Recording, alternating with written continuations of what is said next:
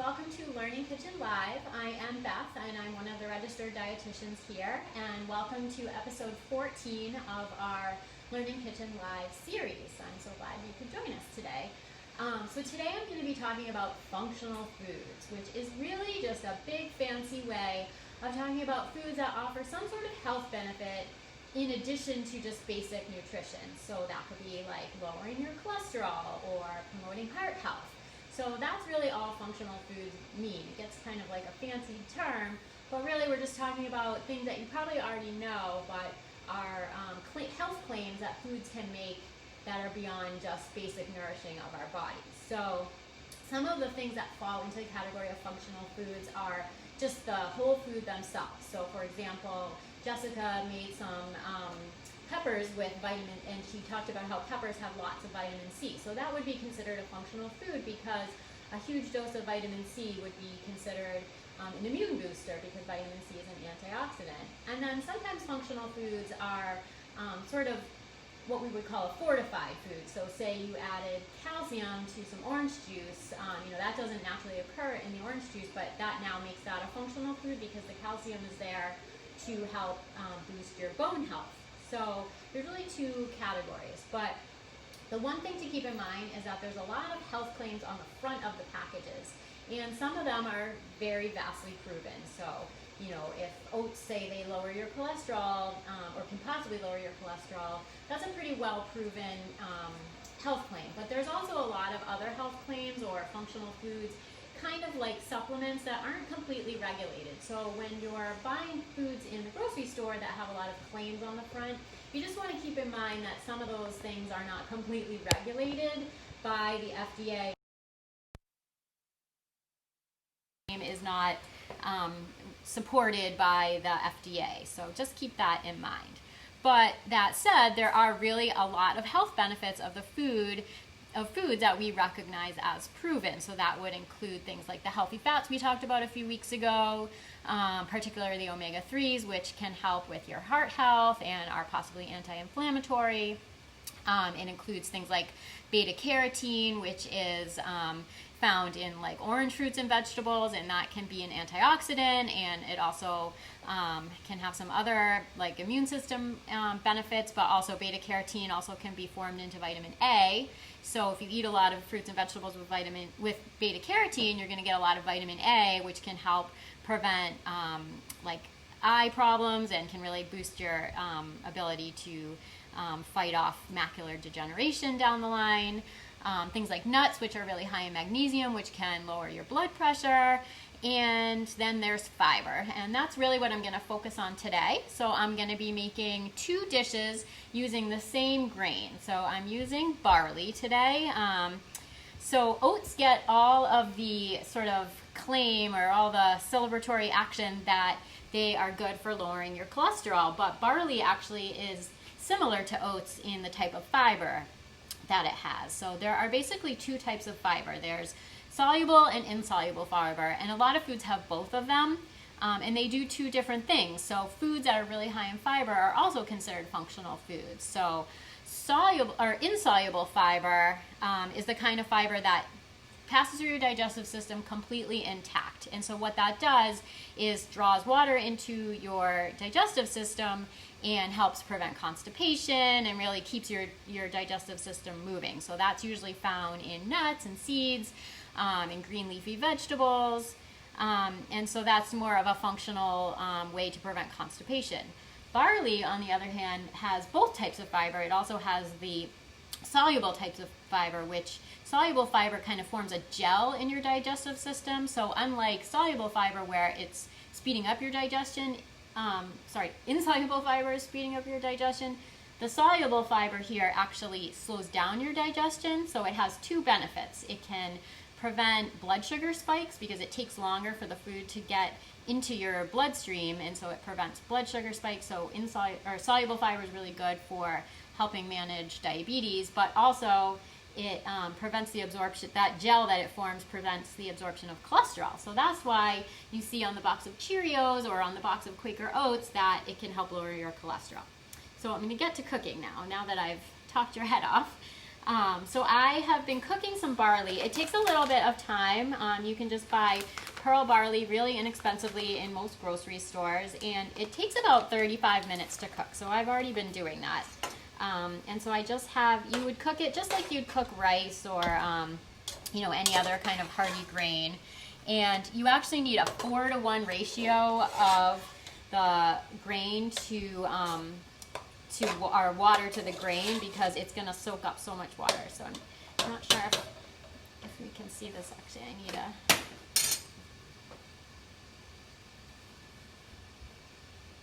And so these recipes are going to go really quickly. So I've got the barley here. It's all cooked up now, and you just want to cook it until it's nice and tender and chewy.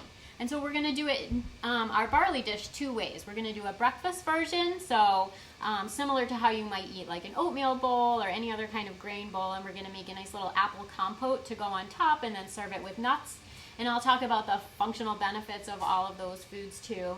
And then we're going to make a more savory version of the barley and do it like a grain bowl, and kind of go in a Mexican theme. So with some black beans and cheese and avocado, salsa, that whole thing. But the thing about this dish is that it's super versatile. So you can do it however you like. So I'm going to start the apple compote.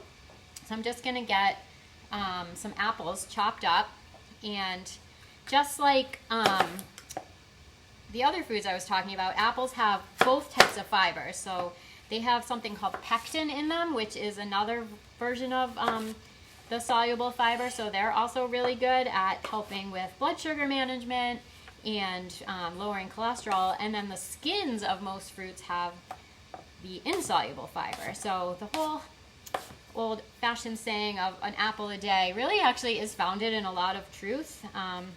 On top of that, the pigments in the apple are what we call phytonutrients, and there's hundreds and hundreds of phytonutrients. And what that is just a fancy way of saying like a special plant-based nutrient that we don't need to eat. It's not essential, but they can have health benefits. So all the different color pigments that you see in fruits and vegetables have all these different wonderful health claims, which I'll talk a little bit about towards the end, that can do all kinds of things like lowering blood pressure, prevent heart disease, prevent some types of cancer. And you know, the research is less solid on some of these things because, as I may have explained before, you know, sometimes nutrition research is a little hard to do because we can't really put people on a, you know, like a blind, double-blind placebo trial of apples versus oranges. People know what they're eating, and also, so a lot of the research that we look at is based on what people sort of recall that they ate, and that's not always super reliable. Plus, we don't always know what other foods people eat. So someone might tell us that they've eaten a lot of cancer-preventing foods, but they may have also been smoking, so that would maybe negate what they ate. So there's a lot of things that go into affecting what someone might eat and how those outcomes, how things might come out, and that's why nutrition research is sometimes a little confusing. Regardless, we do know apples are delicious and crunchy, and gonna make a nice sweet topping for this. So I'm just gonna get my pan going, and we're gonna just be using a tiny bit of butter in here, just for a little bit of flavor, and to get them sauteed up nicely. So get my butter in the pan.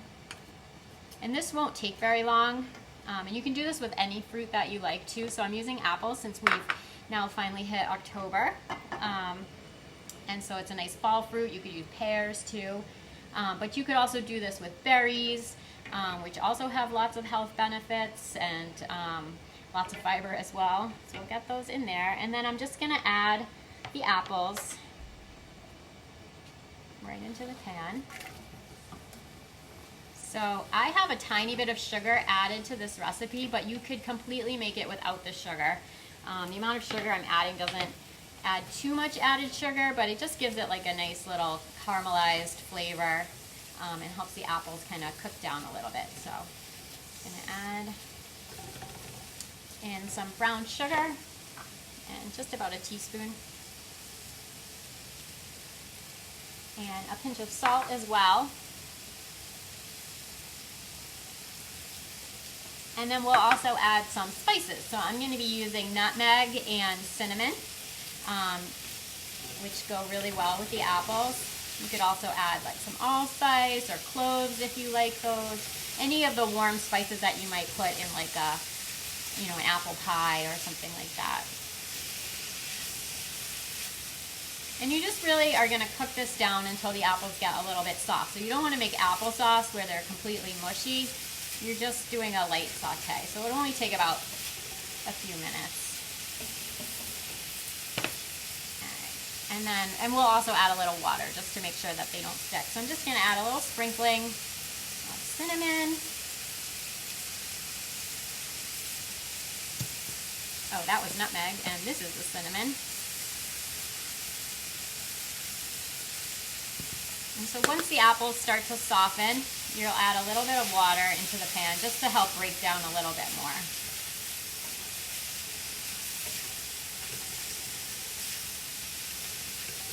So today's recipes are going to go really, really quick. So it'll be a nice short and sweet episode. So some other functional foods that I'd like to mention while these are cooking down are things like yogurt. So that would be considered a functional food. The probiotics in yogurt or really any fermented food have health benefits such as helping with your immune system and helping your whole gut microbiome, which has a lot of health benefits that we haven't even really scratched the surface of in terms of what we really truly know, but definitely has some immune properties and can help if you have a lot of digestive issues. So I'm just going to add some water in here.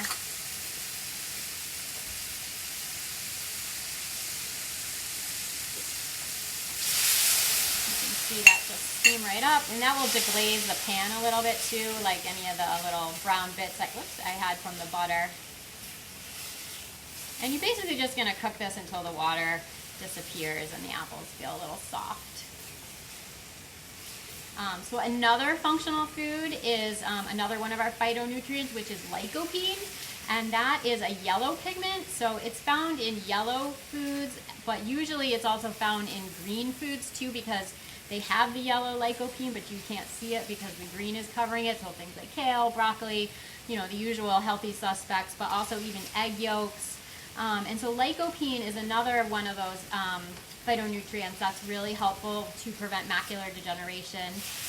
And there's a lot of vitamin supplements out there that are high in lycopene. So if macular degeneration runs in your family, it might be something to consider talking to your doctor about to make sure that you're getting lots of lycopene. But also if you eat lots of kale and broccoli and things like that, you're probably getting a good amount too. I just said lycopene and I mean lutein. That whole time I mean lutein. So lycopene is another one. That's the red one. Sorry about that. So lutein is the yellow one. Lycopene is the red pigment in tomatoes that can help prevent prostate cancer. So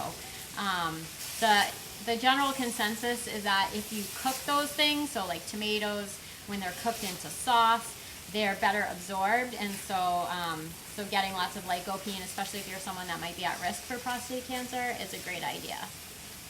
All right, so these are about done, and so we'll plate up this breakfast bowl, and then we'll also move on to our savory version. So to serve this, and you can completely cook this grain ahead of time, like cooking a grain that might take 35 minutes is not always so feasible in the morning. So you want about a half a cup for a serving, and then we'll just top it with our apples.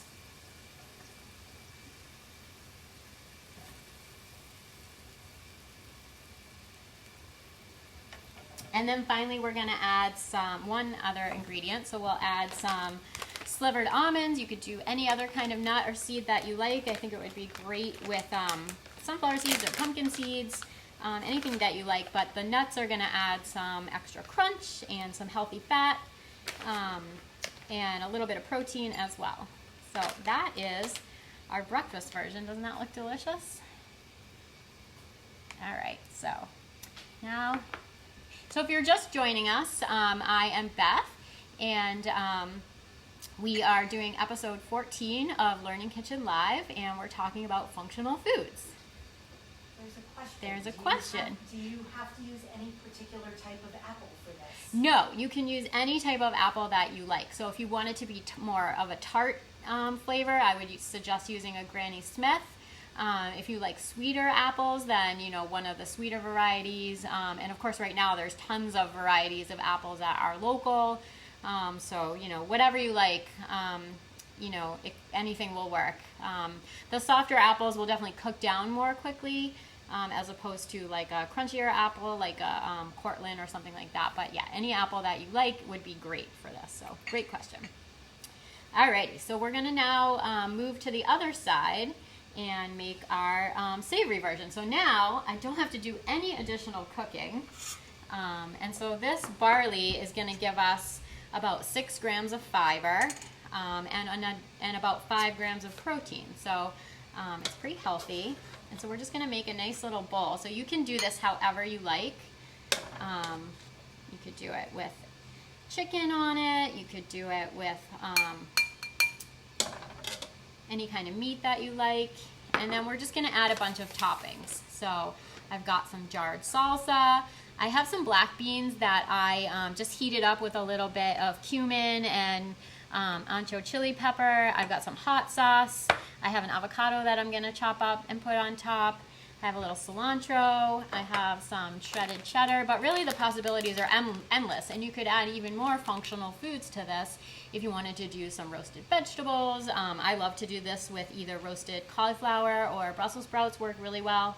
And then you're adding, more fiber, more vegetables. It makes it like a really complete meal. So we'll just cut up our avocado and put some on top. Move these so you can see. And I think I've cut an avocado on this show before, but you just want to go around the edges until your knife meets in the same place. And then you say a little prayer that it's not rotten, which it's not.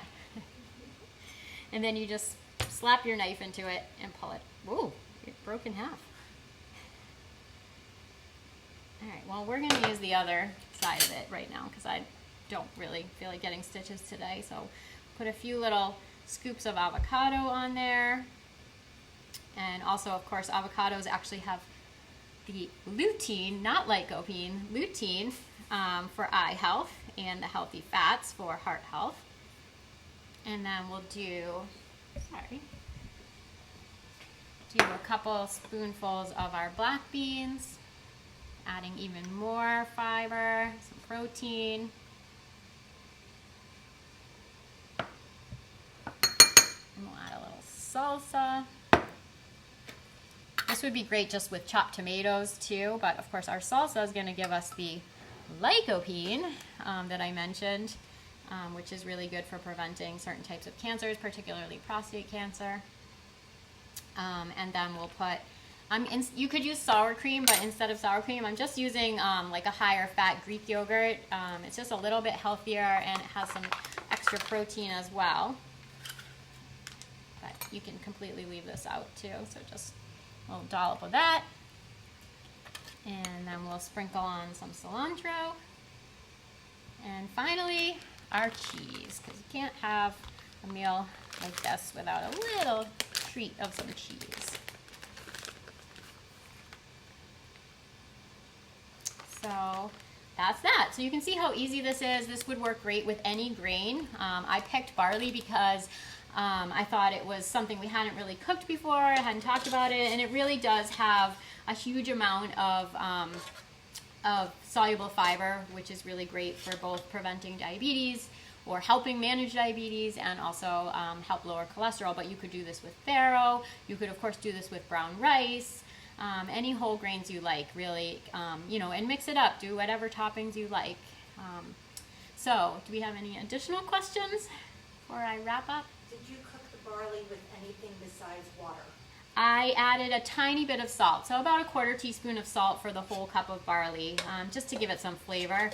You can leave it out, but I definitely think it just gives it a little bit of flavor. If you're doing it more for like sweet applications like the breakfast bowl, you may not really need the salt, but for this one I feel like you really do. So most grains just taste a little better if you cook them with just a touch of salt. So I hope you learned something new about functional foods and learned that functional foods are really just a fancy way of saying a food that has an additional health benefit. And you can get a little carried away with thinking about all the health benefits of your food.